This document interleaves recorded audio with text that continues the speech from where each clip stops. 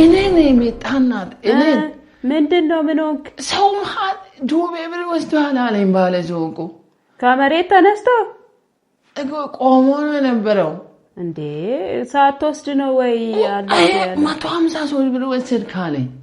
አንተ ስንት ነበር የወሰድከው አልወሰድኩም እኔ 153 ብር አልወሰድኩም ጭራሽ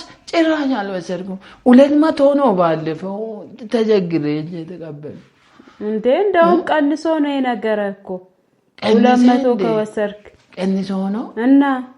እኔ ደግሞ ናደዳ ነገርው እንደምናደድ ከተናደድኩ ጥሩ አይደለም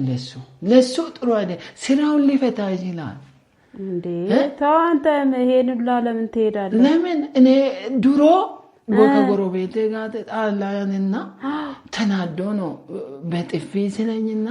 አንዴ ሲጠርዘኝ በጀርባዬ ወደኩ ተጎዳው ሆስፒታል ተኛውና እሺ እሱ ታሰረ